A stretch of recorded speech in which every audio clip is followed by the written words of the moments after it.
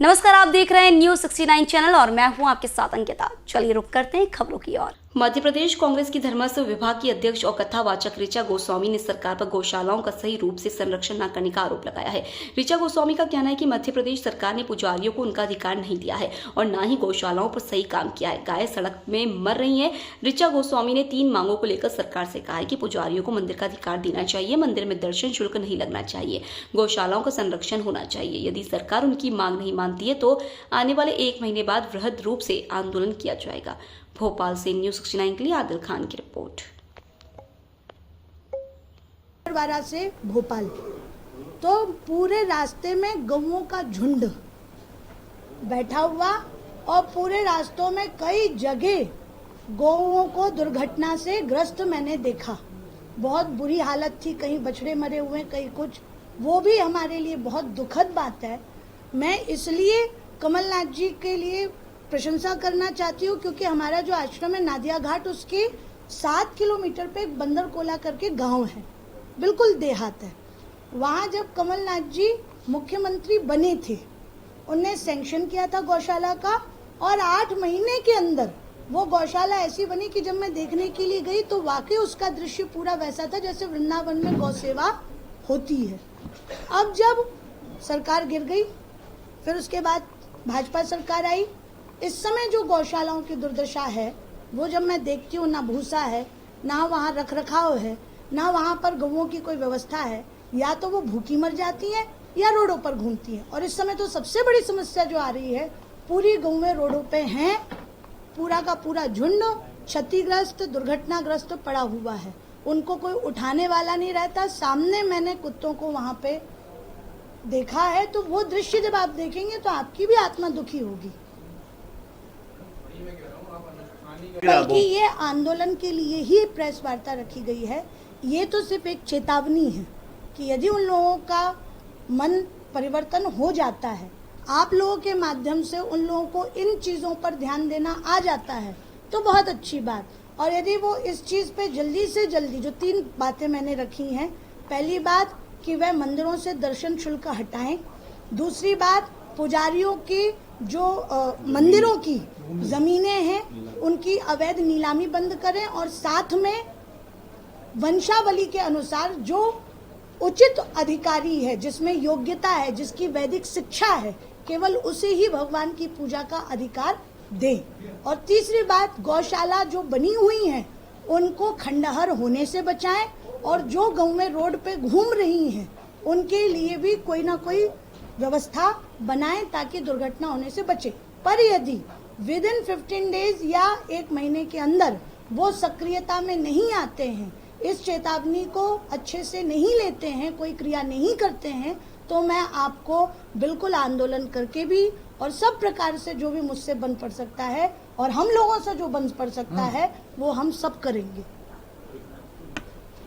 तनख्वाह के साथ केयर टेकर रख दिए। वो केयर टेकर ना मंदिरों में भगवान को कभी ना जल चढ़ाते, ना दिया दिखाते, ना वहाँ पे कोई घंटी आरती, पूरे समय पट बंद रहते हैं, दर्शनार्थियों को दर्शन नहीं मिलते हैं। और उन मंदिरों को केवल यदि उनको अपन ने कुछ 1000 या 2000 रुपए दे दिए तो पूजा करने को मिलेगा, नहीं तो नहीं मिलेगा पूजा करने को। ये दृश्य मैंने बहुत से ऐतिहासिक मंदिरों में जो लुप्त होते जा रहे हैं केयर टेकरों के रखने पर, उन मंदिरों को मैंने डिंडौरी में कुकर्रा मठ देखा है। जिस समय मैं नंदा परिक्रमा में थी, वहाँ पर मैं कुकर्रा मठ पहुंची थी और वहाँ की मैंने बड़ी दयनीय स्थिति देखी थी। तो इसलिए मेरा ये कहना है कि मंदिरों को केयर टेकरों की नहीं, पुजारियों की जरूरत है। और जो अवैध नीलामी की जा रही है मंदिरों की, व्यवस्था ये रखी गई थी, जो लोग पहले पूर्व जो हमारे सदियों से मंदिरों में अपनी जमीन दान करते थे, वो इसलिए कि जो मंदिर का पुजारी होगा वो खेती करके अपनी जीविका चला सकेगा और निरंतर भगवान की सेवा में लगा रहेगा, इसके अतिरिक्त वो कोई कार्य नहीं करेगा। इस व्यवस्था के भंग होने से ब्राह्मण आज अपने बच्चों को वेदाध्ययन कराने से डर रहे हैं। हम जो कहते हैं ना वैदिक संस्कृति की बात, वैदिक संस्कृति बचेगी कैसे? जब वेदाध्ययन बचेगा। जब वही नहीं बचेंगे, लोग पढ़ाई ही नहीं करेंगे, शास्त्र को जानेंगे ही नहीं, तो शास्त्र का सही ज्ञान और प्रचार प्रसार कैसे कर सकेंगे? व्यक्ति धार्मिक तब कहलाता है जब वो भगवत भक्ति करता हो। जो भगवान का भक्त नहीं, उसे आप धार्मिक कहोगे? नहीं कहोगे ना। तो मेरा ये कहना है कि भगवत भक्ति की जो नियमावली है और जो प्रारूप होना चाहिए उसको पूरी तरीके से भाजपा सरकार ने बिगाड़ दिया है। और इसके लिए मंदिरों में जो अवैध क्या कहते हैं का साधन ज्योतिर्लिंग मंदिरों को बना दिया गया भाजपा सरकार के द्वारा, वो बहुत ही प्रदेश के लिए शर्मनाक और उनका ये कृत्य निंदनीय है। उन्हें ये शीघ्र शुल्क हटाने चाहिए। हालांकि हमारे माननीय श्री कमलनाथ जी और भी जो हमारे कांग्रेस के नेता हैं, उनने ये वचन दे दिया है कि जब हमारी कांग्रेस की सरकार आएगी तो निश्चित ही दर्शन शुल्क हटाए जाएंगे। परंतु अभी जो अव्यवस्था देखी जा रही है उज्जैनी में, ओमकारेश्वर में, यहाँ तक कि अन्य भी जो 12 ज्योतिर्लिंग हैं अन्य प्रदेशों के, वहाँ पर भी सब जगह दर्शन शुल्क लगा करके घोर अपराध किया जा रहा है। मैं भागवत कथा कहती हूँ, हम एक प्रसंग बतलाते हैं जिसमें जय और विजय नामक 2 पार्षद होते हैं जो सनकादि ऋषियों को भगवान के दर्शन करने के लिए रोक देते हैं कि आप अंदर प्रवेश नहीं कर सकते। इस पर कुपित होकर के सनकादि ऋषि कहते हैं कि तुम्हारा ये जो भगवान के दर्शन से वंचित करने का कार्य है वह राक्षसों की भांति है। तो निश्चित ही ये जो कार्य है यह असुरों की भांति हो रहा है। दूसरा, आप देखें वैदिक सनातन धर्म का पतन जिस प्रकार से भाजपा सरकार लगातार कर रही है। सबसे पहले हमारे बीच में मंदिर पुजारी प्रकोष्ठ के प्रदेशाध्यक्ष बैठे हुए हैं शिव नारायण जी, इनके साथ लगभग 2000 से भी अधिक पुजारी अभी विधानसभा क्षेत्र में ये मांग रखने के लिए गए थे कि आप मंदिरों की अवैध नीलामी बंद कीजिए। जिस समय पटवा सरकार थी 1974 के समय, तब उन्होंने ये व्यवस्था लाई कि अब मंदिरों के व्यवस्थापक महात्मा या पुजारी नहीं होंगे, मंदिरों के व्यवस्थापक कलेक्टर होंगे। फिर उन्होंने अभी जो मैंने रिसेंट में देखा भी है मंदिरों में क्या क्या क्या अच्छा रुद्राभिषेक जो कर रहे हैं पूरा उनका कल्याण, तो पुजारियों की जमीन उनको पुजारी